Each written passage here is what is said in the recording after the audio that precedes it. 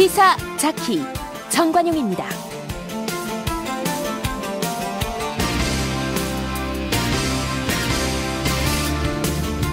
여러분 안녕하십니까? 정관용입니다. 오늘 6.13 지방선거 후보 등록이 시작됐죠. 본격적인 선거전 출발입니다. 자, 관심지 가운데 하나가 바로 서울, 박원순, 김문수, 안철수 세 후보 3파전입니다. 그 가운데 바른미래당 안철수 후보 잠시 후 연결해서 여러 가지 이슈를 질문하겠고요. 자, 7시 5분 시작되는 2부에서는 후보자 간 토론회를 준비했습니다. 지방선거와 함께 재보선 12곳이나 되기 때문에 미니 총선이라고 불리기도 하는데 그 가운데 화제의 선거구 노원병에 출마한 세 후보 직접 스튜디오에 모십니다. 김성환 더불어민주당 후보, 강현재 자유한국당 후보, 그리고 이준석 바른미래당 후보 세 후보의 열띤 토론도 기대해 주시죠. 잠깐 광고 듣고 시작합니다.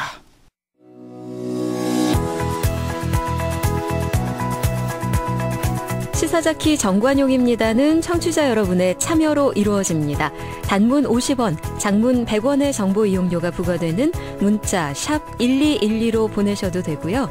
CBS 어플리케이션 레인보우로는 무료로 의견 남기실 수 있습니다. 아주 편리하게 방송을 다시 들으실 수도 있는데요. CBS 레인보우를 통해서도 가능하고요. 팟캐스트 그리고 팟빵을 통해서도 언제든 지난 방송 함께 하실 수 있습니다. 6.13 지방선거 서울시장에 도전장을 낸 바른미래당 안철수 후보를 연결해 봅니다. 안녕하세요. 네, 안녕하셨습니까? 네. 자, 출마의 변부터 한 말씀. 예, 바로 오늘 아침에 선관위에 등록해서 이제 정식 후보가 됐습니다. 예. 그동안 서울 시민분들 만나뵈면 한결같은 말씀이 서울이 지난 7년간 달라진 게 없고 오히려 삶이 더 팍팍해졌다 그렇게 말씀하시는데요. 실제로 실업률이 IMF 이래 최악입니다. 그리고 서울은 전국에서도 그중에서도 꼴찌입니다. 20, 30대 일자리 20만 개 없어져 버렸습니다. 그리고 가게들도 보통 전국적으로 하나가 문을 열면 하나가 닫는 정도로 해서 전체 숫자는 유지되는데 서울만 하나가 열 때 두 개가 문을 닫고 있습니다. 미세먼지 해결되기는커녕 더 나빠진 거는 아실 겁니다. 그래서 저는 이 실업률 최악의 서울을 일자리가 넘치는 서울로, 미세먼지 서울을 맑은 공기 서울로, 또 불안한 서울, 안전한 서울로 만들고 사교육비 최고의 서울을 진정한 교육도시 서울로 만들고자 나섰습니다. 예. 그러니까 박원순 후보가 시장으로 있는 7년 사이에 서울이 더 나빠졌다 이 말씀이신 거죠? 네, 많은 분들이 모르고 계십니다만 실제로 굉장히 나빠졌습니다. 네. 그런데 그 박원순 시장이 된 건 안철수 후보가 그때 양보했기 때문이잖아요. 이렇게 나빠질 줄 모르고 양보하셨었어요? 그 당시 잘 아실 거라고 믿었습니다만 지금 이제 7년이 지난 지금 보면 제가 결자 해지의 심정으로 나서야겠다 생각합니다. 네. 그런데 지금까지 쭉 발표되는 여론조사 결과 등등을 보면 박원순 후보와 지금 2, 3등 하는 안철수 후보, 김문수 후보의 격차가 대단히 큽니다. 이거 어떻게 보세요? 가장 큰 이유가 지금 남북 정상회담, 북미 대화 앞두고 나서 선거가 있다는 사실 자체를 모르는 분들이 많습니다. 예. 저 만나 뵈면 언제 시장 나오느냐고 말씀하시는 분들도 계십니다. 예. 그래서 지금 여론조사가 바로 정당 지지율 정도로 나오고 있는데요. 네. 결국은 지방선거가 뭡니까? 먹고 사는 문제 누가 해결해 줄까 그 선거입니다. 그래서 본격적으로 선거 전에 돌입하면 이제 인물 위주로 보시고 평가해 주시면 그때부터가 시작이 될 겁니다. 그럼 역전 가능하다? 네, 충분히 저는 승산 높게 봅니다. 네, 야당 후보들끼리 하나로 합쳐야 그나마 좀 해볼 만한 거 아니냐는 목소리는 어떻게 생각하세요?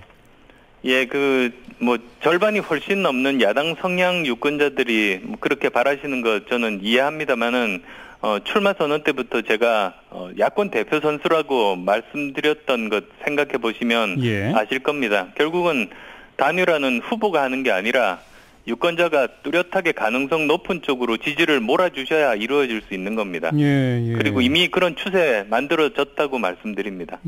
아니 그런데 여론조사마다 조금씩 다르긴 합니다만은 오히려 김문수 후보가 안철수 후보보다 좀 더 나오는 경우도 있어요. 그런 경우를 보시면 응답률이 아주 낮습니다. 아하. 작게는 1%, 아무리 많아도 5%를 넘지 않은 그런 여론조사들인데요. 예. 저도 그래서 궁금해서 한번 어떤 내용을 그런 조사에서는 물어보는지를 봤습니다. 예. 봤더니 일단은 그 길이가 10분 정도입니다. 보통 여론조사할 때 10분 이렇게 되면 바쁘신 분들이 다 끊어버리지 않습니까? 예. 그리고 또 물어보는 항목도 누구를 지지하십니까 해서 내 후보 정도를 물어보는 게 아니라 12후보까지 물어보는 경우도 봤습니다. 예. 그런 식으로 되다 보면 결국은 여론조사만을 위한 그런 사람들만 남아서 응답을 하게 되고 그런 경우는 양쪽에 1번, 2번이 당연히 높게 나올 수밖에 없이 왜곡된 결과가 나오는 겁니다. 예. 그러니까 야권 단일 후보, 대표 후보인 안철수 후보 쪽으로 민심이 쏠리는 것들이 확인되면 김문수 후보가 중간에 사퇴할 것이다 이 말인가요? 최근에 여론조사 중에서 그 응답률이 최소한 10% 이상이 되는 조사들을 보시면 대부분 제가 2배 정도 김 후보에 비해서는 앞선 결과가 나오고 있습니다. 예. 그러니까 그런 걸 읽고 유권자가 단일화를 만든다라고 하는 표현이 결국 김문수 후보가 사퇴할 것이다.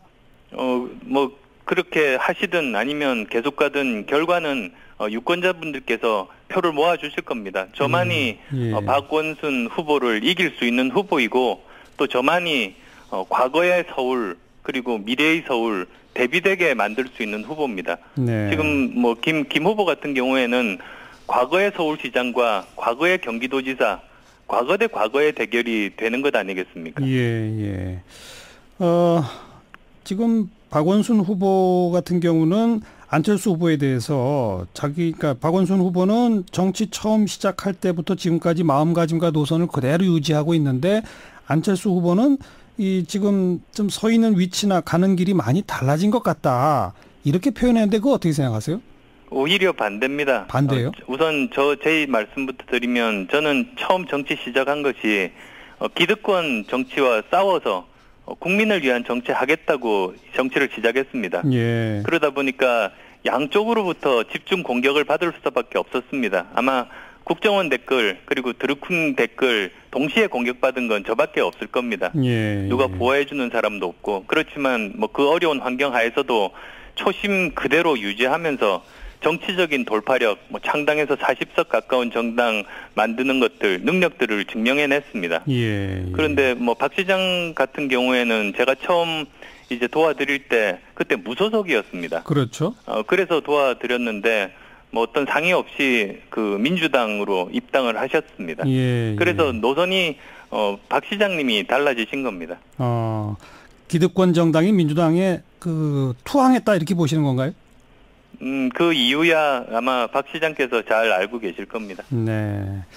자, 그런데 지금 지방선거 전체에 대한 관심도가 그리 높지 않다는 표현도 아까 하셨습니다만은 그런 가운데서도 또 지금 바른미래당 지지도가 아주 저조한 상태입니다. 지금 이제 서울시장 선거에 나서고 계십니다만은 전국적으로 볼 때 지금 바른미래당이 뭔가 좀 되겠나 싶은 곳이 거의 눈에 안 보이는 상황. 이거 어떻게 보세요? 2년 전에 국민의당 처음 창당했을 때입니다. 그때 선거 직전까지 3주 전이었는데 지지율이 8% 정도 나왔습니다. 그런데 3주 만에 27%, 서울 같으면 29%까지 나오게 됐습니다. 그래서 결국은 얼마나 그 선거 기간 동안에 그 정당에 대해서 제대로 된 그 진심, 의지, 열정들을 알릴 수 있는가. 그리고 또 그 정당 이름도 중요합니다. 지금 아직 바른미래당이 어떤 정당인지 잘 모르시는 분이 너무나도 많습니다. 안철수, 유승민 손잡고 만든 정당이라고 하면 그때 아십니다. 그래서 그 당 이름 알리는 것도 이번 선거 운동 중에 열심히 해야 될 부분입니다. 방금 안철수, 유승민이 손잡고 만든 당 그러셨는데 지금 그 두 분 사이가 별로 안 좋다는 보도가 자꾸 나옵니다. 송파을 재보선 후보로 지금 안철수 후보께서는 손학규 중앙선거대책위원장을 전략공천해야 한다 이렇게 주장하고 계시죠?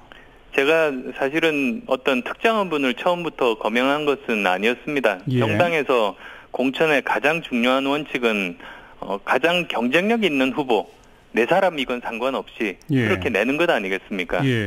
그런 차원에서 좋은 후보 공천해서 그 서울시장 선거에도 좀 도움이 되게 해달라. 예. 그리고 송파는 당의 미래를 봐서도 중요한 곳이다. 예. 그렇게 말씀드렸고 지금은 모든 결정은 저는 후보 입장입니다. 예. 그래서 이 결정은 지도부 그리고 유승민 대표와 박주선 대표의 몫입니다. 예. 그런데 어쨌든 뭐 손학규 중앙선거대책위원장이 오늘 출마하겠다라고 의사를 밝혔는데 유승민 대표는 안 된다는 입장인 것 같아요. 이거 어떻게 풀어야 될까요?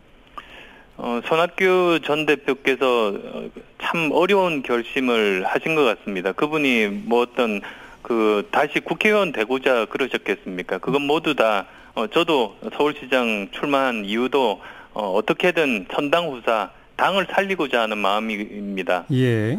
그래서 뭐 그런 내용들은 다들 알고 있는 상황이니까 예. 저는 지도부에서 고심해서 잘 해결해 주시기를 바랍니다. 잘 해결한다는 것이 그러니까 손학규 전 대표의 그 의지를 수용하는 것이 옳다 이 말씀인가요?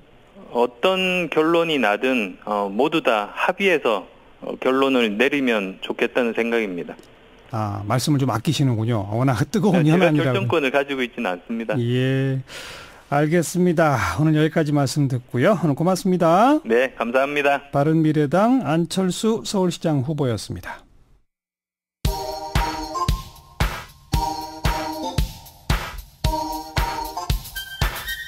시사자키 정관용입니다. 여러분은 지금 CBS 라디오와 함께하고 계십니다. 저는 출근길 김현정의 뉴스쇼 김현정입니다.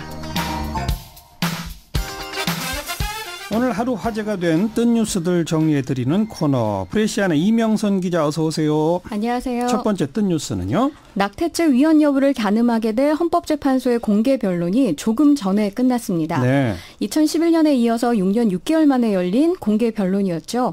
6년 전에는 재판관 8명 중 4명이 위헌 의견을 냈지만 그 위헌 청구 과반수 이상을 넘지는 못해서 그 영향이 미비했습니다. 예. 그런데 지금은 9명의 재판관 중 6명이 낙태죄를 손질할 필요가 있다는 입장이라 과거와는 사뭇 달라진 모습입니다. 네.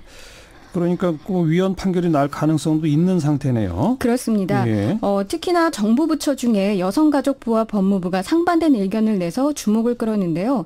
여가부는 낙태죄 폐지에 무게를 둔 의견서를 헌재에 제출했지만 법무부는 낙태죄 찬성 입장의 변론 요지서를 헌재에 제출했습니다. 그런데 그 법무부가 냈다는 변론 요지서가 지금 논란의 대상이 되고 있는 거죠? 네, 낙태죄 폐지를 요구하는 여성에 대해서 법무부가 성교는 하되 그에 따른 결과인 임신과 출산을 원하지 않는 사람 이렇게 판단하는 인식을 보였기 때문인데요. 예. 또 임신과 출산으로 여성이 겪는 신체 변화와 사회적 차별을 낙태죄에 따른 별개의 간접 효과에 불과하다고 폄하했습니다. 오늘 공개 변론 자리에서도 남성의 병역 의무와 여성의 낙태 문제를 비교하며 신체 조건이 달라서 생기는 문제지 정말 심각한 문제라고 보기 어려울 것 같다라는 발언을 하기도 했습니다. 네. 이에 신재 녹색당 서울시장 예비후보는 낙태라는 마지막 비상구를 선택하는 여성도 건강하고 안전한 권리가 있다는 당연한 이야기를 왜 법무부는 모르는 걸까 이렇게 지적하기도 했고요. 이나영 중앙대 교수는 법무부는 도대체 어느 시대 어떤 공간에 살고 있는가라며 반박할 가치도 없는 졸렬한 주장이라고 일축했습니다. 네. 그런 가운데 아일랜드에서 바로 내일 그 낙태죄 폐지 관련된 국민투표를 시행한다면서요? 네, 아일랜드는 대표적인 가톨릭 국가죠. 그렇죠. 그래서 여성의 생명이 위험한 경우에만 낙태, 그러니까 임신 중단이 합법적으로 가능합니다. 예. 이를 어길 경우 형사범죄로 다뤄지고 최고 14년형까지 받게 된다고 해요. 그래서 많은 여성들이 낙태를 하기 위해 주로 영국으로 가거나 또 비밀리에 임신 중절 알약을 구입하곤 하는데요. 네. 관련법이 워낙 엄격해 오직 태아만을 보호하기 위한 목적이라는 비난에 시달렸습니다. 현재 아일랜드 상원의회는 폐지 찬성 입장이 높다고 보고 있는데 올 초 아일랜드 총리는 낙태죄 폐지 국민투표와 관련해 우리 헌법의 36번째 개정이 될 것이라고 말하기도 했습니다. 네, 여긴 국민투표로 결정을 하게 되는데 결과가 좀 주목되네요. 그렇습니다. 다음 소식은요. 대한항공 직원연대가 한진그룹 계열 저가 항공사인 진에어가 2017년 9월 엔진에 중대 결함이 있는 비행기를 비행에 투입했다고 폭로했습니다. 허허. 직원연대는 특히 엔진 결함이 있는 비행기를 비행하게 한 당시 권형민 진에어 정비본부장이 최근 조양호 한진그룹 회장에 이어서 진에어 대표 인사가 됐다며 경영권 방어를 위한 코드 인사라고 주장하고 있는데요. 진에어 측은 해당 비행기의 엔진이 정상이었다고 맞서고 있는 상태입니다. 일단 이 엔진 결함 비행기 비행 투입 문제는 다음 달에 나오는 국토교통부의 조사 결과를 기다려봐야 할 것 같습니다. 일단 이 보도에 대해서 누리꾼들 반응이 어떻습니까? 대한항공은 양판에 조 씨 일가가 콩으로 매주를 쓴다고 해도 이젠 안 믿는다 이렇게 한진그룹 일가에 대한 불신이 정말 만연해 있었는데요. 예. 그런가 하면 대한항공과 국토부의 관계가 보통은 아닐 것이다. 국토부의 조사 결과가 나와도 믿기 어려울 것 같다라며 항공기 운항 면허를 취소해야 한다라는 성남 목소리도 있었습니다. 일단은 결과를 기다려보죠. 네. 다음 소식은요? 이승만 동상이 전국에서 유일하게 딱 한 대학에 세워져 있는데 혹시 어딘지 아세요? 모르겠는데요. 어느 대학이죠? 예전에는 한진그룹 재단으로 있는 인하대에도 세워져 있었는데 어허. 지금은 배제대 한 곳에만 남아 있습니다. 배제대학교? 네. 예. 그런데 최근 들어서 이 이승만 동상 철거 움직임이 강하게 일고 있어 주목됩니다. 대전단체 그 시민단체가 중심이 돼서 공동행동을 꾸리면서 본격화됐는데 예. 4.19 혁명 58주년을 맞아서 민주주의를 짓밟은 인물의 동상을 더는 대학 교정에 남겨둬서는 안 된다라는 주장입니다. 이에 배제대 학생들도 대자보를 묻히면서 철거운동에 가세하고 나섰습니다. 학생들은 대자보에서 이승만은 정권 연장을 위해 반민특위를 해체하고 정적 제거를 위해 무고한 민간인을 학살했다 이렇게 지적하면서 예. 부정선거로 민주주의를 짓밟고 4.19 혁명 시위대에게 발포해 수천 명의 사상자를 냈다. 이렇게 강조하고 있습니다. 그러면서 대학 교정에 있는 이승만 동상 자체가 불명예의 상징이다. 그러니 철거하자 이런 주장입니다. 일단 김종서 법학대 교수의 제안에 따라서 학생들은 지난 14일부터 점심시간을 이용한 1인 시위를 매일 벌이고 있습니다. 네, 수고하셨어요. 감사합니다. 프레시안 이명선 기자였어요.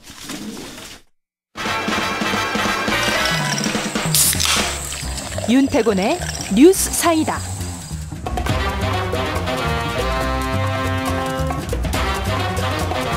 윤태곤 실장 오늘은 사정상 전화로 연결합니다. 안녕하세요. 네, 안녕하세요. 네, 그 풍계리 폐기됐나요? 핵실험장? 아직 소식이 없습니다. 아. 오늘 아니면 내일인데 지금 해가 지고 있잖아요. 그렇죠. 풍계리도 뭐 서울하고 비슷할 거 아니겠습니까? 예. 그럼 내일로 넘어가는 거 아닌가 싶기도 하네요. 근데 뭐 취재진이 현장에 가 있긴 하지만 현장은 소식을 바로바로 전할 수 없다면서요? 통신 장비를 못 가지고 갔습니다. 취재진이. 예. 그러니까 위성 전화를 가지고 갔는데 위성 전화는 그러니까 우리로 치자면 핸드폰이 안 터져도 예. 위성을 통해서 연결되는 건데 그렇죠. 북한 당국이 압수했다고 그래요. 예. 그러니까 어제 오후 3시가 못 돼가지고 우리 공동취재단이 마지막으로 합류했지 않습니까? 그렇죠. 그래서 미국, 영국, 중국, 러시아, 한국 해가지고 5개국 취재단이 오후 7시에 원산역에서 기차를 타고 제덕역으로 이동을 했어요. 네. 네, 여기까지 한 12시간 정도가 소요된다고 그래요. 네. 그 제덕역에서 내려가지고 풍계리 핵실험장까지 가려면은 차량 4시간, 도보 2시간. 아하. 그러면은 오후에 취재진이 도착은 하긴 했을 거예요. 예, 예. 근데 방금 말씀드린 대로 통신 장비를 못 가지고 갔기 때문에 만약에 오늘 폐기가 돼가지고 취재를 했다 하더라도 그 코스를 그대로 돌아가서 원산에 도착해야 기사를 송출할 수 있거든요. 하하, 예. 그러니까 우리가 알려면 한참 있어야 되는 거죠. 그렇죠. 네, 우리 정부에서는 오후 2시 반에 외교부 브리핑이 있었는데 그때는 현 시점에서는 폐기 시간 등 구체적 동향에 대해서는 확인된 바가 없다. 네. 밝혔습니다. 확인된 바가 없다. 아. 예. 그죠. 기차 타고 12시간, 차 타고 4시간, 그다음 걸어서 2시간 그러셨는데. 그러니까요. 예. 아니 그럼 그 핵실험장 공사 같은 거 할 때 그 중장비 같은 것도 어떻게 들어갔을까 참 그 의아하네요. 그러니까 이게 다른 쪽에서 길로 들어가는 게 있었겠죠. 근데 이 원산으로 간 것은 원산에 공항이 있기 때문이거든요. 아하. 예, 그래서 이제 그쪽으로 간 거죠. 예. 어쨌든 뭐 핵실험장 폐기 하긴 하는 거죠. 그렇죠. 하려고 부른 거 아니겠습니까? 예, 예. 북한 외무성이 공보를 통해서 예고한 바는 핵시험장 폐기는 모든 갱도들을 폭발 방법으로 붕락, 그러니까 우리말로 치면은 붕괴가 되겠죠. 예. 붕락시키고 입구들을 완전히 폐쇄한 다음에 지상에 있는 관측 설비, 연구소, 경기 구분대 등의 구조물을 철거하는 순차적 방식으로 진행된다. 이렇게 예고했습니다. 네. 그러니까 갱도가 4개가 있거든요. 그렇죠. 풍계리에 여기 이제 각각 폭파물을 설치해서 무너뜨리고 그다음 콘크리트를 들이부어가지고 입구를 틀어막고 네. 그다음 핵실험장 주변의 장비하고 구조물들은 보통 가건물 형태입니다. 예. 이걸 이제 옮기는 순서로 진행될 거로 보입니다. 예. 북한이 풍계리에서 지금까지 6번 핵실험을 했는데 1번 갱도에서 1번, 2번 갱도에서 5번을 했어요. 네. 그럼 3번, 4번 갱도는 안 쓰고 남아있는 거잖아요. 그렇죠. 이것까지 다 폭파하겠다. 이게 이제 북측의 계획입니다. 예.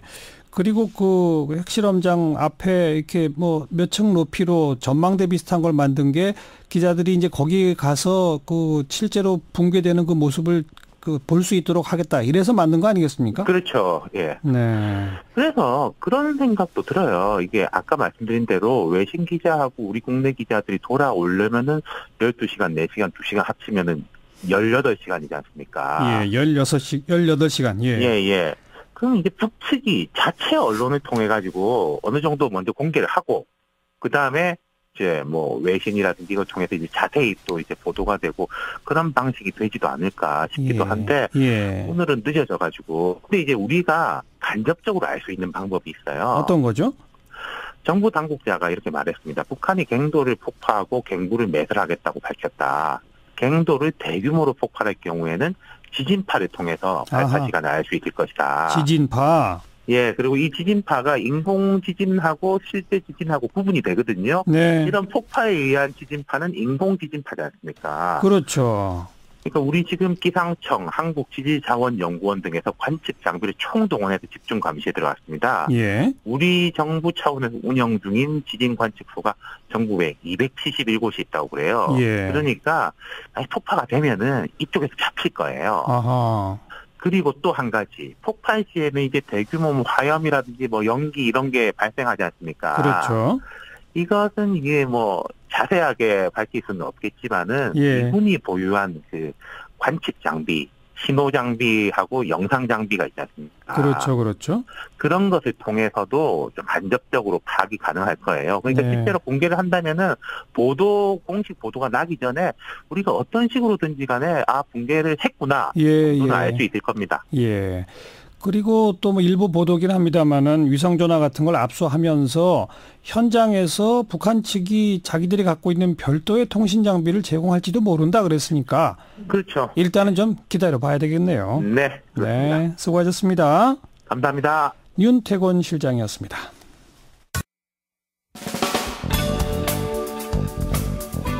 시사자키 1부 마치겠습니다. 잠깐 뉴스 들으시고요. 7시 5분 시작되는 2부에서는 이번 지방선거와 함께 치러지는 보궐선거 가운데 가장 관심을 모으는 서울 노원병 국회의원 보궐선거 후보자 3분 모두 모셔서 토론회로 꾸미겠습니다. 2부에 뵙죠.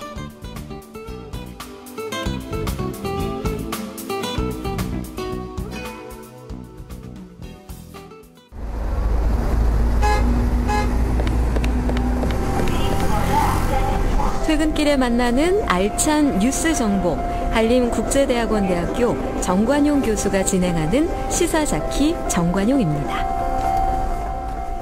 시사자키 2부, 오늘은 이번 지방선거와 함께 치러지는 이 재보궐선거 가운데 아주 뜨거운 관심이 모아지는 곳이죠. 서울 노원병 국회의원 보궐선거에 출마한 3분의 후보자 간 토론회로 준비를 하겠습니다. 더불어민주당의 김성환 후보, 자유한국당의 강현재 후보, 바른미래당의 이준석 후보, 세 후보 지금 스튜디오에 나와 계십니다. 세 분 다 어서 오십시오. 안녕하세요. 안녕하세요. 네. 강현재입니다. 자, 우리 유권자분들 보시기에 멋지고 의미 있는 그런 토론 해주시기를 부탁드리고요. 청취자 여러분들의 문자 참여도 받겠습니다. 단문 50원, 장문 100원, 유료 문자 샵 1212로 이 세 후보한테 질문을 보내주십시오. 그러면 저희가 하나를 채택해서 세 후보한테 제가 대신 묻도록 하겠고요. 좋은 질문 보내주신 분들한테는 모바일 커피 쿠폰도 보내드리도록 하겠습니다. 오늘 토론회 진행 요령 먼저 1분씩 모두 발언하시고 다음에 제가 공통 질문 하나 드리는데 그건 1분 30초 답변하시고 각 후보당 10분씩 갖는 주도권 토론하고요. 그리고 이제 마무리 이런 식으로 이어가도록 하겠습니다. 자, 먼저 세 후보자의 출마의 변 모두 발언으로 뜨도록 하죠. 먼저 김성환 후보부터 시작하세요. 네, 반갑습니다. 더불어민주당 국회의원 후보 김성환입니다. 이번 선거는요, 크게 두 가지 의미가 있다고 하겠습니다. 첫 번째는요, 국민의 민심이 어디에 있는가를 보여주는 선거라고 하겠죠. 문재인 정부가 탄생한 지 1년이 지났습니다. 그동안 적폐청산하고 민생 살리기를 위해서 굉장히 열심히 노력을 했는데요. 일부 야당이 지난 1년간 국회에서 보이콧을 7번이나 하면서 전형적인 발목 잡기를 했다고 하지요. 심지어 최근에 남북 정상회담이나 북미 정상회담마저도 사실상 반대 뉘앙스를 풍기거나 폄훼하는 그런 일이 있어서 국민들이 불만이 굉장히 많습니다. 그런 면에서 이번에 국민들의 민심이 어디 있는가를 보여주는 선거를 하겠고요. 두 번째로는 상계동의 진정한 일꾼을 뽑는 선거인데요. 그동안 상계동이 꽤 유명한 정신이 많았는데 선거 때만 반짝하고 주민과 별로 소통하지 않았습니다. 이런 면에서 저 김성환이 노원구에서 진정한 일꾼이 될 수 있는 적임자다, 이렇게 생각을 합니다. 예, 다음 강현재 후보 1분입니다. 네, 이번 선거는 문재인 정부 그리고 민주당의 지난 1년 국정을 평가하는 선거가 될 것이고, 또 앞으로의 방향을 전면적으로 수정하는 그런 선거가 돼야 할 것입니다. 문재인 정부 가장 큰 문제점은 민생 경제 파탄입니다. 초기에 일자리 정부를 자칭하면서 일자리 상황판 같은 것도 만들었죠. 기억하실 겁니다. 그 상황판 지금 어디 있는지 모릅니다. 대통령과 참모들이 팔을 걷고 커피를 마시고 테이크아웃해서 산책하는 그런 영상도 보신 기억 나실 겁니다. 이런 식의 쇼맨십은 중요하지 않습니다. 지금 실업률 최고이고 경기는 침체 국면으로 접어들었습니다. 물가 상승하고 있고 자영업자, 소상공인들 너무 살기 어렵다고 말합니다. 예, 그래서 이번에 국민께서 매번 선거를 통해 권력의 견제와 균형을 보여주셨듯이 그런 모습 보여주기를 기대합니다. 네. 네. 다음은 이준석 후보 역시 1번. 예, 바른미래당 기호 3번 이준석입니다. 사실 지난 한 2년간 저 개인에게도 많은 풍파가 있었고요. 그리고 국민들에게도 많은 아픔과 슬픔을 안겨준 그런 정치권의 모습이 아니었나 생각하게 됩니다. 저는 방금 전에 앞서 1번과 2번 후보께서 각각 문재인 대통령의 행보를 칭찬하시는 발언, 그리고 또 비판하는 발언을 하셨지만은 저는 이제 이런 풍파를 겪고 나니까 의미가 없다는 생각이 좀 들더라고요. 그래서 결국 앞으로 우리가 어떤 새로운 정치 모델을 가져오느냐, 그것이 중요하다 보고요. 저는 이번 선거를 겪으면서 젊은 사람의 정치라는 건 이런 것이다라는 걸 보여주고 싶고요. 무엇보다도 이번 선거에서 정책 선거 하겠다고 선언했습니다. 그래가지고 누구보다도 이제 열심히 준비한 공약들 갖고 이제 선거에 임하고 있는데요. 사실 앞으로 여당도 야당도 아니다, 이런 말들이 많이 나오고 있고, 결국엔 정치의 세대 교체가 필요하다. 과거 민주화운동 세대가 그랬듯이, 아니면 그 뒤에 또 남원정이라는 보수의 그런 세력이 그랬듯이 새로 대체할 만한 새로운 세력의 등장을 만들어내는 이번 선거가 되기를 기원하면서 열심히 임하겠습니다. 네. 세 후보의 모두 발언이 소속 정당을 그대로 반영하는 그런 모두 발언을 해주셨네요. 자, 이번에 이제 제가 세 분께 드리는 공통 질문인데요. 이번 순서상 강현재 후보가 먼저 답변하시면 되고, 여기에 대한 답변 시간은 1분 30초입니다. 질문은 후보께서 노원병의 국회의원으로 당선되어야만 하는 이유, 즉 상대 후보들과 비교해서 후보 본인만이 갖고 있는 경쟁력이 무엇인지 이걸 좀 말씀해 주십시오. 강현재 후보 시작하세요. 네, 국회의원 선거는 국회의원 뽑는 것이죠. 그리고 국회의원은 전 국민을 대표하는 300명 중에 한 명을 뽑는 선거입니다. 당연히 국회에서 일 잘해야 합니다. 중앙 무대에 나가서 맹활약할 수 있고 노원병의 자존심을, 목소리를 대변할 수 있어야 합니다. 저는 40대 나이고 또 변호사를 14년째 하고 있습니다. 그러면서 다양한 분야에서 경력을 쌓았고 또 방송, 언론, 정치 활동들 해왔습니다. 노원병의 대표 선수로서 중앙 무대에서 가장 주목받고 또 가장 당당하게 일할 수 있는 후보라고 생각합니다. 또 지역에서도 마찬가지입니다. 제가 이런 질문을 드리고 싶습니다. 사람이 일을 가장 잘할 때가 언제일 것 같습니까? 자기 일일 때입니다. 저는 지금 70대 노모를 모시고 있고 3남매를 키우는 엄마입니다. 워킹맘입니다. 여성이고 저에게 노인 문제, 교육, 양육, 여성의 불안함, 아동 범죄 모든 것들이 저의 문제입니다. 따라서 제가 노원병의 국회의원이 된다면 보다 굵직굵직하고 또 꼭 필요한 부분에 있어서는 반드시 제 일처럼 나서서 또 열심히 할 것입니다. 그런 강현재 꼭 뽑아주시길 바랍니다. 네, 다음 이준석 후보 본인만의 경쟁력. 예, 이준석 하면은 많은 분들이 제 방송하던 모습, 방송에 비평하던 모습을 기억하시겠지만은 사실 그게 제 가장 큰 장점이자 단점일 겁니다. 누군가에게는 속이 뻥 뚫리는 발언이겠지만은 누군가에게 또 상처를 줄 수 있는 발언도 많이 했을 테고요. 다만 저는 제가 정치해 오면서 가져왔던 철학이 결국 할 말은 해야 된다라는 겁니다. 이번에 바른미래당에서 여러 공천 파동이 있고 이랬을 때도 보면요. 저는 제가 할 수 있는 것들은 했고 해야 될 말은 했습니다. 그것이 어떤 거대한 정치인과 다투는 것이라 할지라도 그래왔고요.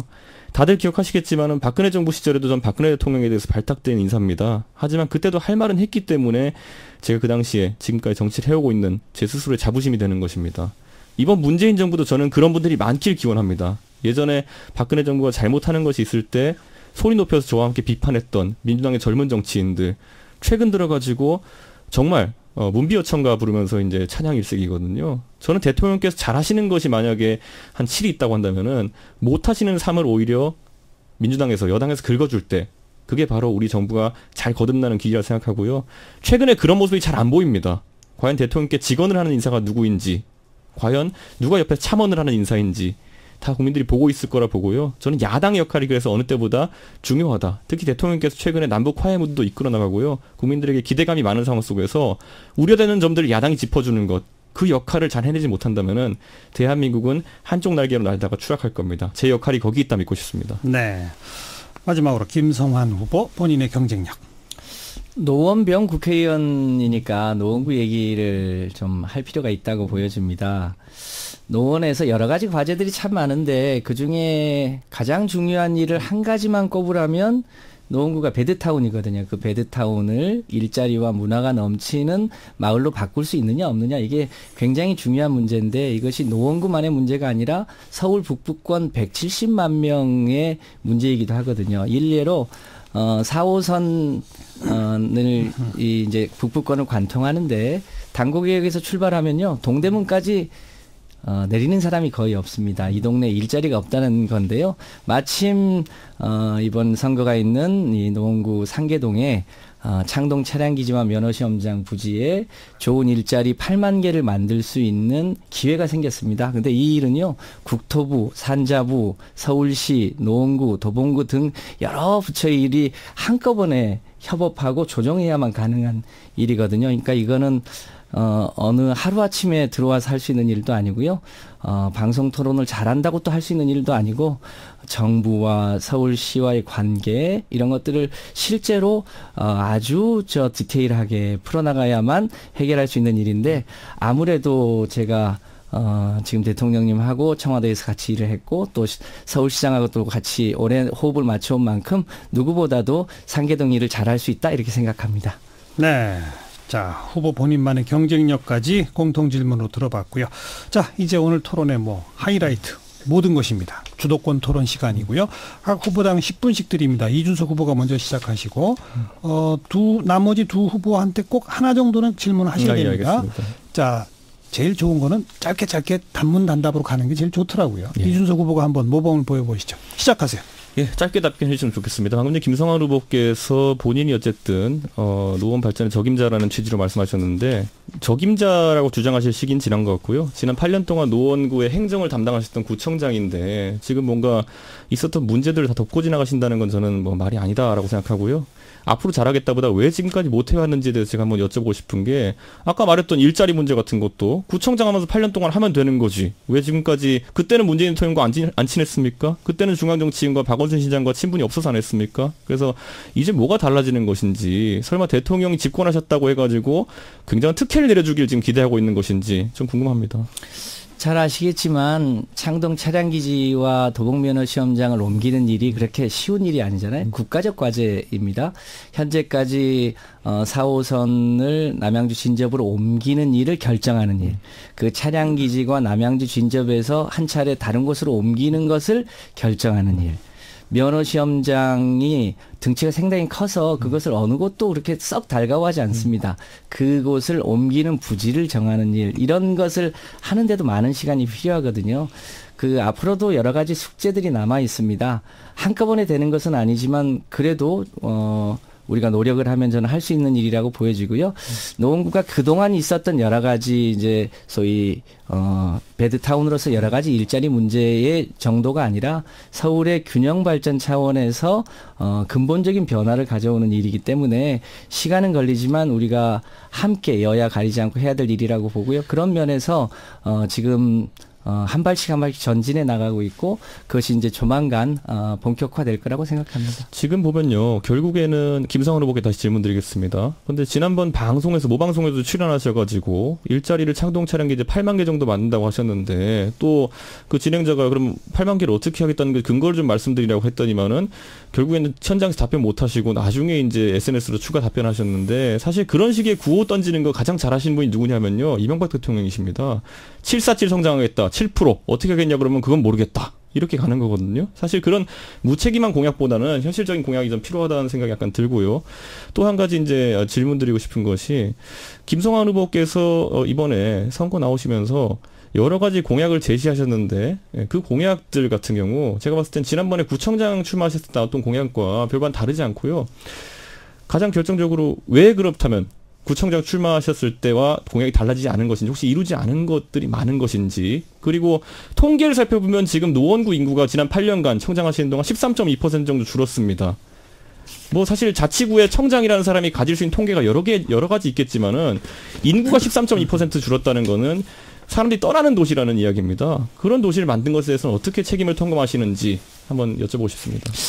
그 제가 언젠가 우리 이준석 후보를 만나면 한번 정정을 해드리고 싶었는데 그 이준석 후보님이 공보에도 낸 인구 감소한 거요. 제가 아무리 그 프랜카드도 거셨잖아요. 네. 숫자가 아무리 봐도 안 맞아요. 상계동 6, 7동 빼놓고 맞습니다. 네, 상계동 6, 7동을 빼고도 안 맞아요. 나중에 한번 검토를 해보세요. 그럼 몇 프로입니까? 예를 들면 지금 우리 후보님께서 14만 명 정도로 줄었다고 하셨는데 14만 명 줄었다 한 적 없습니다. 14만 명까지 줄었다고 인구가. 예. 근데 이번에 유권자가 몇 명인지 아세요? 우리 상계동 병 지역에 15만 명이에요. 내가 왜 그랬나 이렇게 봤더니요. 아마 중간에 실무자가 통계 작업을 하면서 공교롭게 상기 1동 인구를 다 빼버린 것 같아요. 그러니까 통계 자체가 우리 이준석 후보님 죄송한데 통계 자체가 안 맞아요. 그러니까 이게 사실은 허위 사실에 가깝거든요. 그래서 돌아가시는 대로 그 인구 이번에 추계낸 거 통계 다시 한번 살펴보시고 본 후보 그 공보 만드실 때는 그걸 좀 수정하셔서 20만 명에 17만 명으로 줄었다고 인정하시는 건가요, 그러면? 인구가 노원구만 줄은 게 아니고요. 저희는 좀 특수하긴 하죠. 서울이 전체적으로 줄고 있는데 저희는 이제 최근에 바로 노원구 뒤편에 있는 별내지구가 개발이 되고 또 우리 지역에 이제 상계 주공 8단지라든지 뉴타운 4구역이라든지 이런 곳이 이사를 가면서 일시적으로 다른 곳보다 조금 더 줄기는 했습니다만 그것이 노원의 경쟁력을 평가하는 기준이라고 보긴 좀 어렵고요. 최근에 어떤 통계가 하나 있냐면요. 동북 4구를 각각 400명씩 어느 동네가 가장 살기 좋으냐. 도봉, 노원, 성북, 강북 이 4개 구를 비교했는데 이 4개 구에서 공이 노원구가 특히 교육 여건 등등 때문에 이 4개 구에서 노원구가 가장 살기 좋다는 통계도 있어요. 그러니까 그런 점들 감안해서 봐주시면 좋겠습니다. 그러니까 결국에는 별내지구로 지금 인구가 유출되고 있다는 것을 인정하신 거고요. 남양주권에 있는 별내보다 지금 상계동이 거주 여건이 좋아지지 못했다라는 걸 의미하시는 것이기 때문에 그것에 대한 책임은 지셔야 되는 거 아니겠습니까? 글쎄요. 뭐 그 무렵에 우리 지역의 국회의원도 안철수 의원님이셨고 이제 단체장이 할 수 있는 일이 있고 또 국회의원이 해야 될 일이 있고 또 그런 거죠. 그러니까 우리 이준석 후보님께서 구청장을 출마하시는 게 아니라면 우리가 어떻게 하면 서울의 경쟁력을 더 높일 것인가 이런 걸 같이 머리를 합해서 방금 전에 출마의 두 가지 의미 중에 두 번째를 노원구 발전으로 잡으셨기 때문에 제가 질문 드리는 겁니다. 그런데 발전의 적임자라고 하시면서 지난 8년 동안 분명히 서울 어느 곳보다도 인구 감소세가 컸던 그 지역 현황에 대해 가지고 부정하시는 게 저는 뭐 회사에 여러 가지 통계가 있을 수 있습니다. 매출도 있을 수 있고 행복도도 있을 수 있고 지금 보면 김성환 전 청장님께서 이야기하신 통계 중에 가장 많이 나오던 것들이 제가 봤을 때 뭐 자살률이라든지 이런 행복도에 대한 통계들인데 사실 그런 통계 같은 경우에는 과학적, 사회과학적 조사 방법 같은 경우에도 논란이 있고요. 무엇보다 인구가 지금 줄어든다는 거에 대해 가지고 해명을 못 하시는 것 자체가 저는 굉장히 해명을 안타깝습니다. 못 하는 게 아니고요. 그것이 서울의 보편적 현상이기도 하고 우리 노원구에 약간의 특수한 상황도 있고 그러니까 인구가 늘어나는 건 대체로 그 지역에 강서 마곡처럼 새로운 택지 개발 단지가 들어선다든지 이러면 보통 인구가 늘어나거든요. 근데 그렇지 않으면 일반적으로 소위 가구당 인구수가 줄어드는 추세 때문에 그런 보편적 현상을 그렇게 특수하게 하는 것은 제가 보기엔 썩 적절치 않은 지적 같은데요.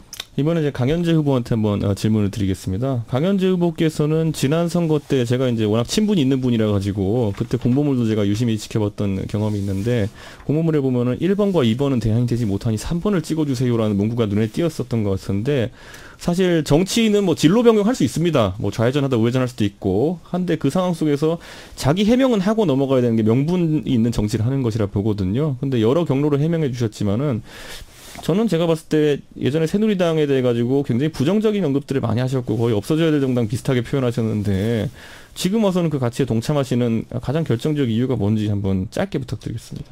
네, 제가 여러 경로로 말씀을 드렸다고 생각하는데 또 지금 기회를 주셔서 감사합니다. 저는 원래 정치 시작을 중도 새정치로 시작한 사람입니다. 그것은 너무나 명백한 사실이고 저는 사실 제가 지금도 그 가치를 바꿨다, 버렸다라고 생각하지 않습니다. 다만 지난번에는 3번 국민의당이 그런 정치를 할 수 있는 당이라고 생각했기에 당선 가능성 여부를 묻지 않고 출마해서 그 가치를 국민께 호소했었고 다만 시간이 지날수록 국민의당이 그런 가치를 담고 있는 당이 아니다라고 생각했기 때문에 탈당을 하고 잠시 그냥 시간을 가졌습니다. 그러면서 제가 정치를 그만둔다면 모르겠지만 대한민국 정치는 정당 정치이기에 결국은 정당을 선택해서 강현재라는 정치인이 어떤 정치를 하고 싶은지를 보여드려야 할 텐데 그럼 민주당 아니면 자유한국당 밖에 없지 않습니까? 저는 어차피 국민의당에 와서 바른미래당에 갈 부분은 아니고요. 그랬을 때 제 가치가 기본적으로는 좌파보다는 우파에 가깝다. 그렇다고 제가 한국당을 들어간다고 해서 다 똑같은 거. 알겠습니다. 제가 김성환 후보께 다시 질문드리고 싶은데요. 최근에 이제 정책들이 이제 우리가 정책 선거하고 있지 않습니까? 근데 그 과정 속에서 제가 한 가지 우려되는 이야기를 전원을 들은 것이 혹시 그냥 떠도는 이야기다 보니까 김성환 후보께서는 혹시 구청에 있는 공무원들에게 이러한 자료를 공식적인 어떤 정보공개 청구나 이런 걸 통하지 않고 요청한 적이 있으십니까? 아니요, 제가 요청한 적 없습니다. 혹시 요청한 사례 또는 캠프에서 요청한 사례가 있다 한다면 거기에 대해서 책임지시겠습니까? 아니, 제가 무슨 불법으로 무슨 자료 요청을 했겠습니까? 원래 공직자에게 정보 요청할 수 있는 거는 정보공개 청구 이외의 경우는 부적절하지 않습니까? 옛날에 최순실 사태 때도 보면은 최순실이라는 사인이 어쨌든 권력기관에 자료를 입수한 것 자체가 굉장히 안 좋은 그런 사례로 남았었는데요. 혹시 그런 사례가 있다면 책임지실 의향이 있습니까? 제가 무슨 비공개 자료를 요청하거나 저는 그런 사실 자체가 없습니다. 공개 자료를 요청했다가 아니라 비공개 정보 요청한 적이 없다고 지금 단언하셨습니다. 아니 그러니까요. 제가 구청장으로 있으면서 여러 가지 활동했던 자료들, 그 자료들에 대해서 제가 통계를 저희 비서를 통해서 확인한 적은 있지만 그런 자료들을 구청을 통해서 합법적이지 않은 방법으로 요청하거나 이런 사실 없습니다. 정보공개 청구가 아닌 다른 방식으로 요청한 일이 없다고 확언하시는 겁니까? 제가 그 세부적인 상황까지는 잘 모릅니다만 있으면 책임지실 거냐고 제가 여쭤보는 겁니다. 뭘 책임지자는 얘기인지 잘 모르겠네요. 자, 여기까지 10분의 시간이 다 됐습니다. 순서상 바로 다음이 김성환 후보시니까요. 네. 이준석 후보한테 또 물어볼 게 있으면 바로 하시면 됩니다. 시작하세요. 예. 우리 강현재 후보님 이렇게 만나뵙게 해서 반갑습니다. 네, 반갑습니다.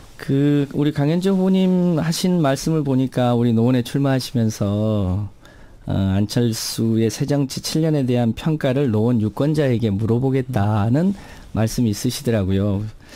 한때 어쨌든 안철수 후보님은 같이 또 활동도 하셨는데 안철수 후보의 새정치 말고 본인이 생각하는 새정치에 대해서 혹시 갖고 계신 생각이 있으신가요?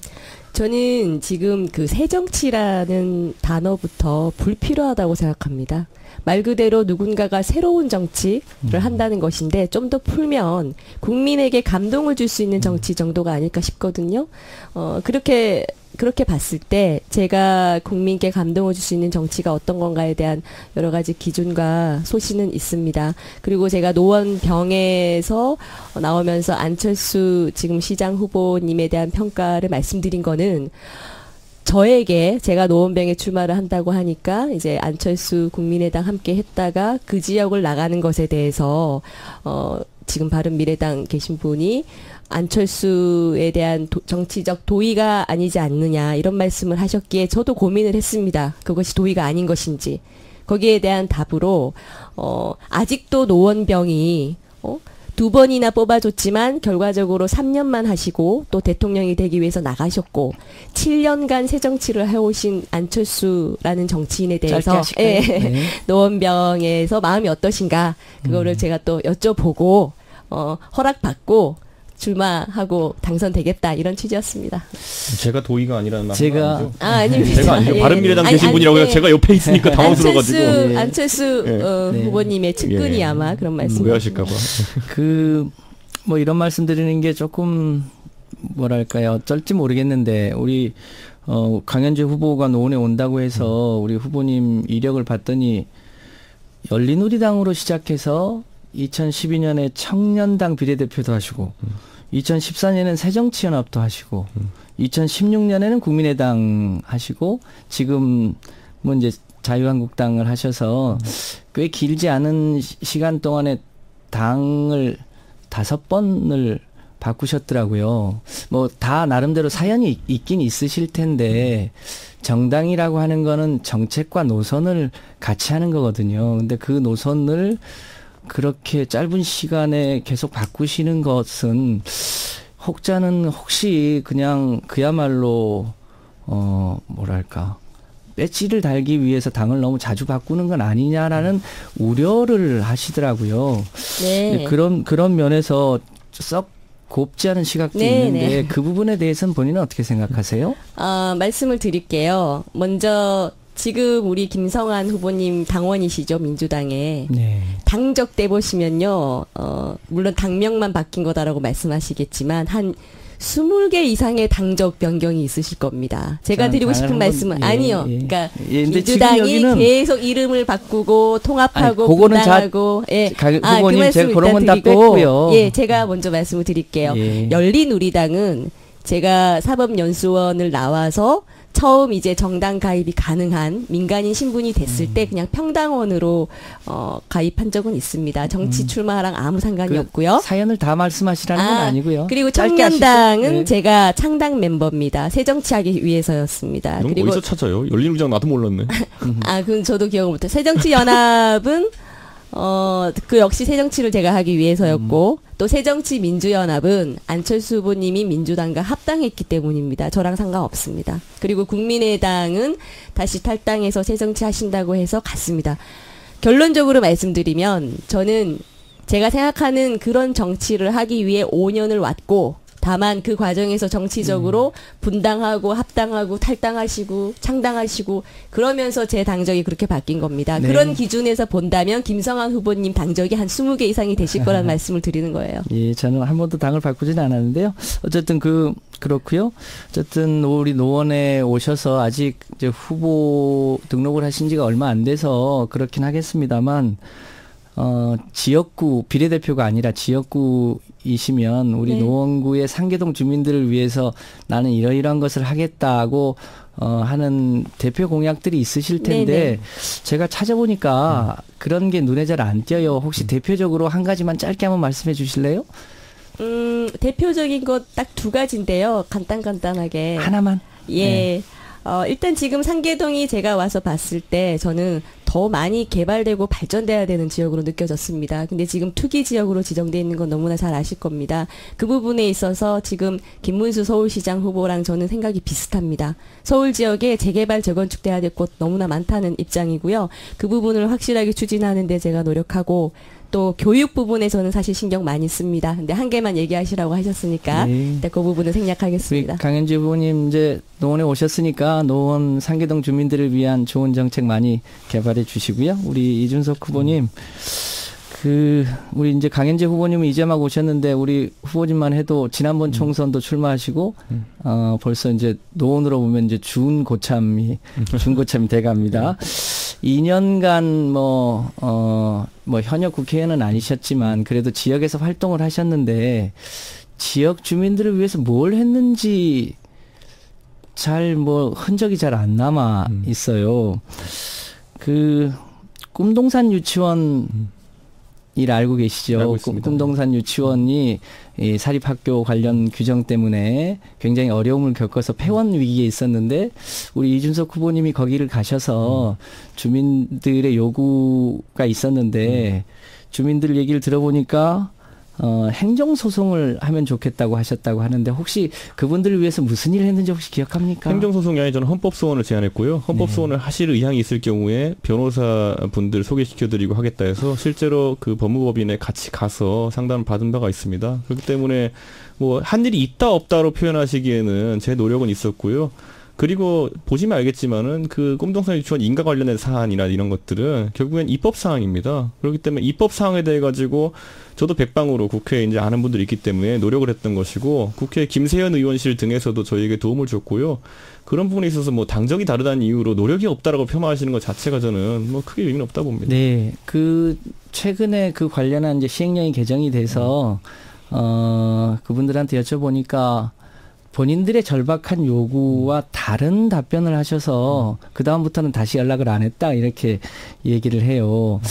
2년간 우리 주민들을 위해서 좀 더 노력하셨으면 좋았을 텐데라고 하는 아쉬움이 좀 있고요. 방금 전에 시행령이라고 한 거 결국 대통령령을 개정해야 되는 사안 아니었습니까? 근데 제가 그러면 문재인 대통령께 전화할 수 있는 상황은 아니기 때문에 제가 그렇죠. 봤을 때는 당연히 김성환 후보께서 그 부분은 좀 더 나으실 거라 보지만은 그와 별개로 저희는 노력을 했고 그에 대한 것에 대해 가지고 폄하하지 말아주시기 바랍니다. 네, 그래요.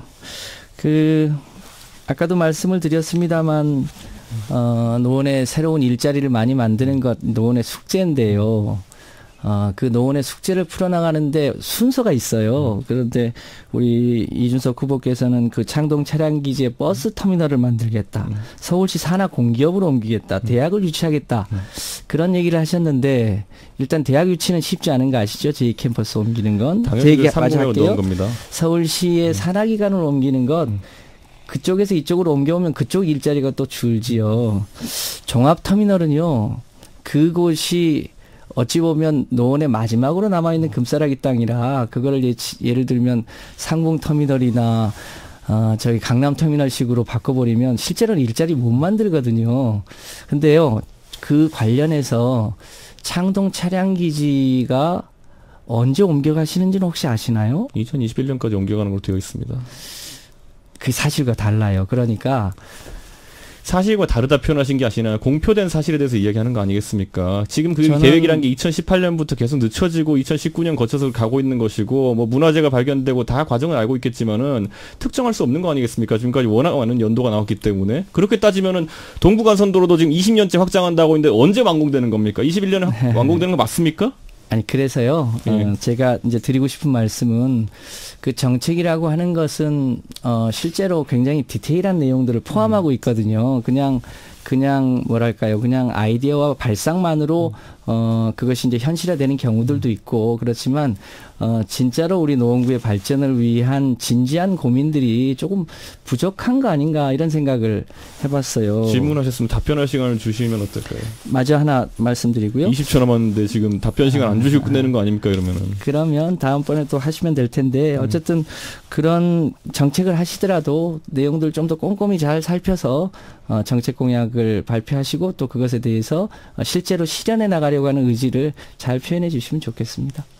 시간이 다 됐지만 30초 제가 드릴게요. 이준석 후보한테 말씀하시죠. 사실 아까 버스터미널 공약이나 이런 것들에서 말씀하셨는데요. 버스터미널 보시면 상봉터미널의 예를 드셨는데 그것은 과거에 이제 있었던 터미널들의 이야기고 지금 성남터미널 아니면 동대구 복합터미널 이런 것들은 지역의 물류 거점, 여객 거점이 되어가지고 잘 활용되고 있고요. 창동역에 KTX 들어온다, SRT 들어온다 하는 것들 그것과 연계되어 가지고 통일시대의 동북권 버스터미널로서 자리 잡게 할 수 있습니다. 그렇기 때문에 그런 가능성을 보지 않고 지금 표명하시는 건 좀 무리가 있다라는 생각 들게 됩니다. 여기까지.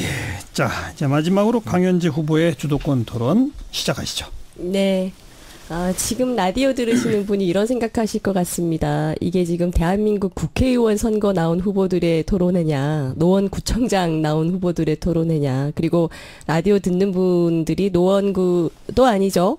상계동 사시는 분이 아니면 관심이 없을 것 같은 내용들이 많이 나오는데, 뭐 가장 큰 이유는 지금 가장 유력하다고 말씀하시는 민주당 후보께서 구청장 8년을 막 끝내고 국회의원 나오신 것이 크다고 저는 보여지는데, 어쨌든 저는 이번 노원병 보궐선거가 국회의원 선거인 만큼 국정 공약에 대해서 우리가 얘기할 수 있어야 된다 생각하거든요.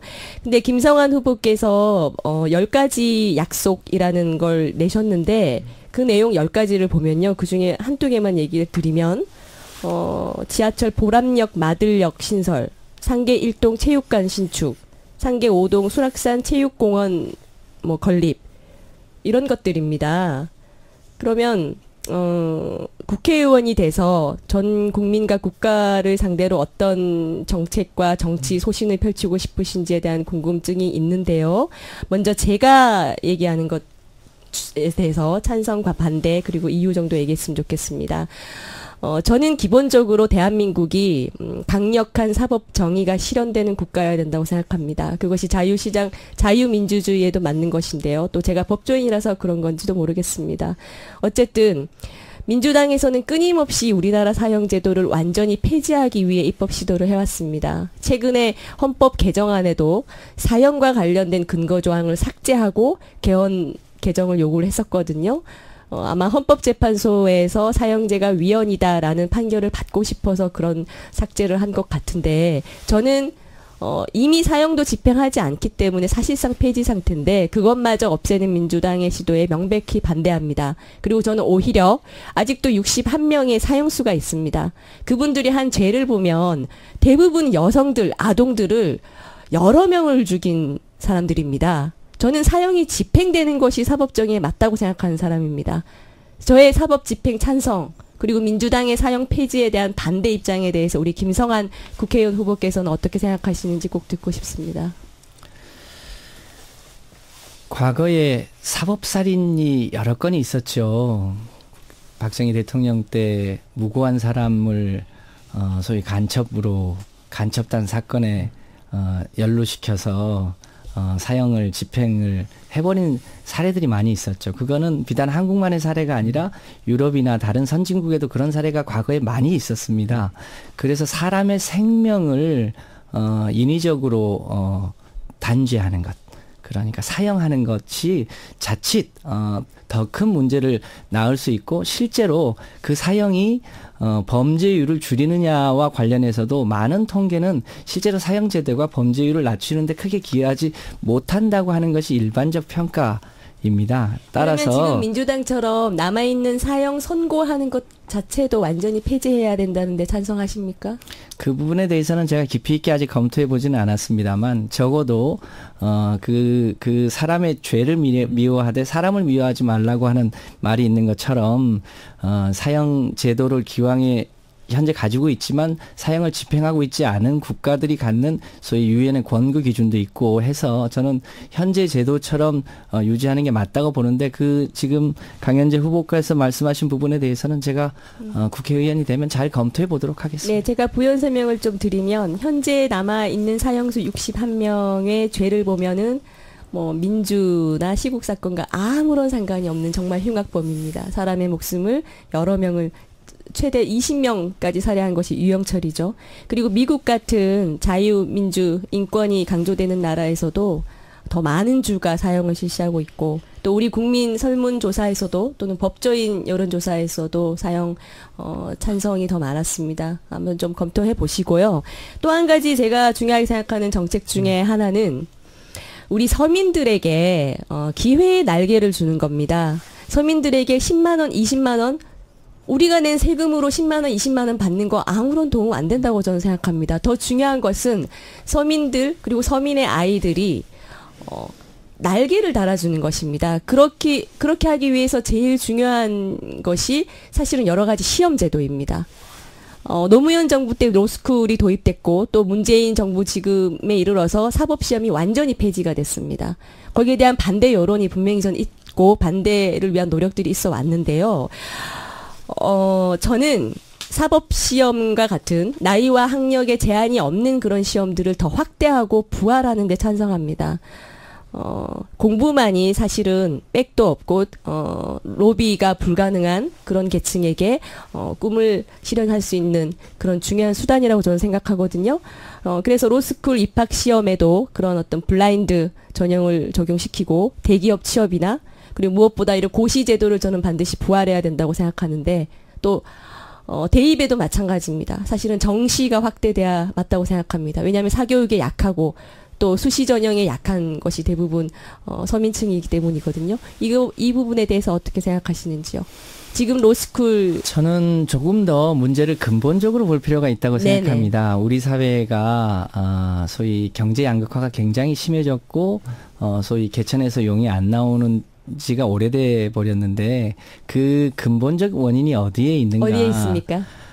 우리 사회가 이미 소위 이 대토지 소유자나 일부 재벌들 세계적으로도 그렇습니다만 한국 사회에도 1%의 이 소위 부유층이 갖고 있는 부의 이 집중 이 문제가 갖고 있는 문제가 굉장히 크거든요. 아니요, 다 간단하게 질문 그래서 드릴게요. 로스쿨 외에 이거는 정책에 관한 거니까요. 그냥 사법시험 부활 여러 가지 이런 시험제도 부활에 대해서 찬성하시는지 아니면 민주당의 지금까지 기조랑 같으신 건지. 저는 현재대로 가는 게 맞다고 보는데요. 오히려 더 많은 사람에게 기회를 그러니까 중소기업에 취직하는 노동자나 건설업 노동자나 다른 어떤 직종에 취직하는 사람이든 간에 우리 사회에서 인간적 대우를 받을 수 있는 사회를 만드는 게 훨씬 더 중요하다고 봅니다. 때문에 좋은 취지 감사하고요.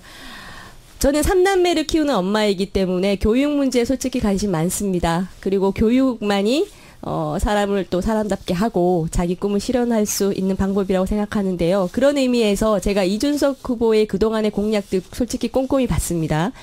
보면서 교육에 관한 한 전문가 못지않다 이런 생각도 좀 했는데요. 이 자리에서 간단하게 제일 중요하게 생각하는 교육 관련 정책과 그 실현 방안까지 좀 얘기를 해주시면 제가 보고 좋으면 적극 저의 공약으로도 쓰겠습니다. 무조건 좋죠. 그 교육 관련 공약이라는 거는 제가 사실 정치권에 발탁된 것 자체가 제가 저소득층 학생들 대상으로 해서 교육봉사 활동 하다가 이제 발탁된 거기 때문에 그쪽으로 생각 많이 했던 것이 특히 상계동을 또 놓고 얘기하자면은 최근에 이제 기초 학력에 관한 통계가 많이 저하됐습니다. 그게 이제 2016년까지 성취도 평가한 통계들이 공개되었었는데요. 상계동이 과거에 이제 목동과 더불어 가지고 중산층의 좋은 학군지대로 유명했었는데 최근에 공교롭게도 그 통계들이 저하되고 뭐 우리가 소위 이제 수포자, 영포자라고 하죠. 수학 포기자, 영어 포기자 비율이 관내 학교 중에 16%에 도달한 학교도 있었습니다. 이 통계가 강남 같은 경우에 0.7% 이렇습니다. 목동은 2% 이렇고요.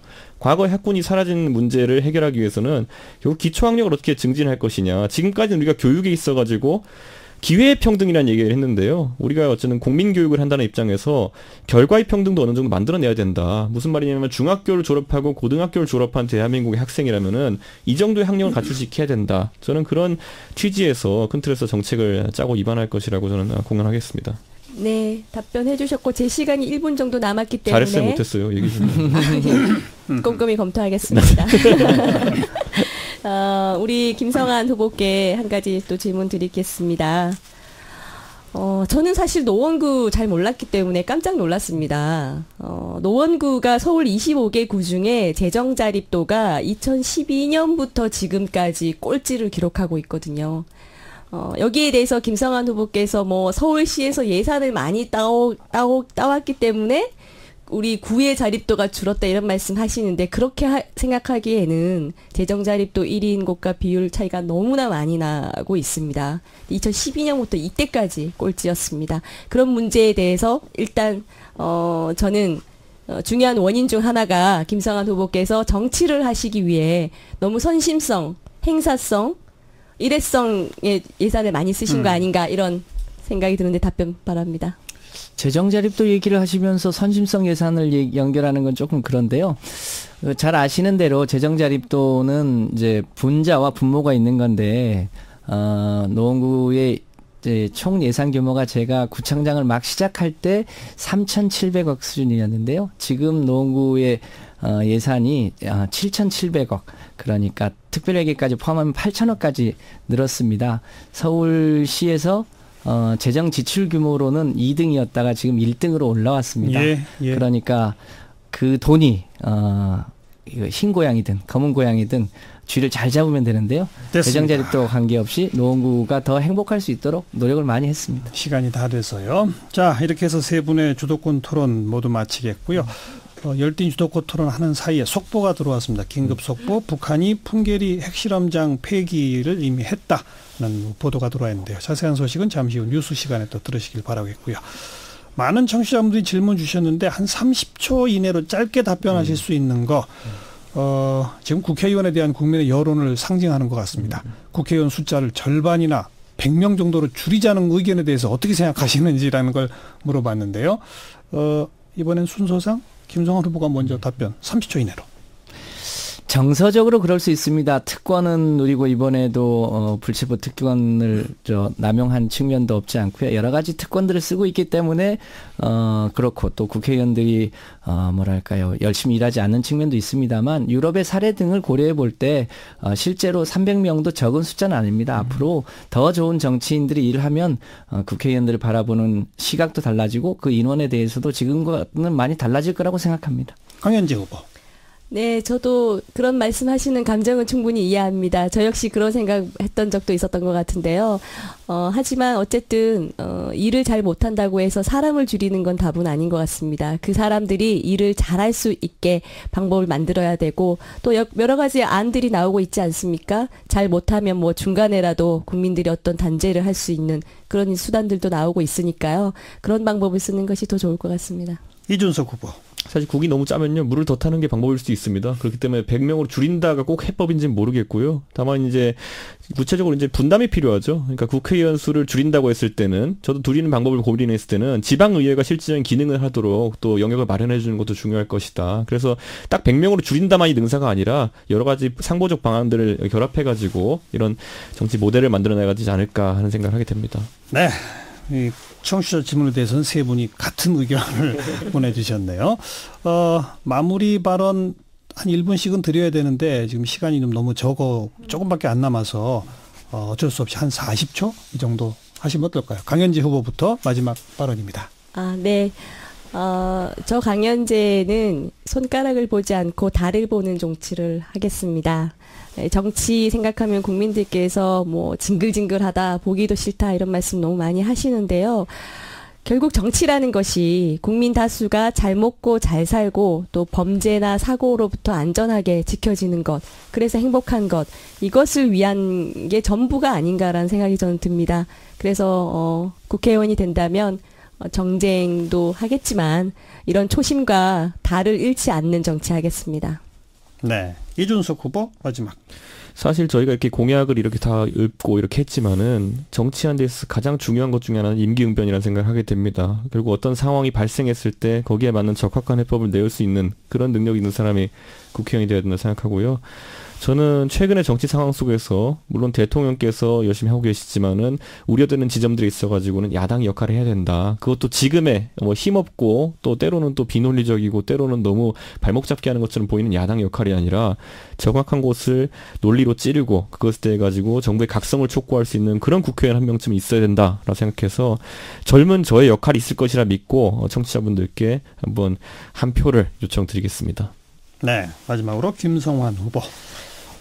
예, 정치는 국민의 마음을 사는 일이라고 생각합니다. 제가 노원구청장 8년 하면서 우리 어르신들한테는 효자구청장이라고 이제 평가를 받습니다. 제가 어르신들뿐 아니라 복지 영역이나 마을 공동체 영역이나 환경이나 교육 여러 영역에서 우리 노원구민들한테 진심을 다했더니 우리 구민들이 통칭해서 구청장 8년 참 열심히 했다라고 평가를 해주십니다. 저는 노원구민한테 그렇게 마음을 샀다고 생각하는데요. 앞으로 이제 국회로 가면 국가적 의제들이 참 많죠. 기후변화 문제라든지 경제 양극화 문제라든지 여러 가지 문제를 해결해 나가면서 국민의 마음을 사도록 열심히 일하겠다는 말씀드립니다. 네. 세 분 후보 모두 다 수고하셨습니다.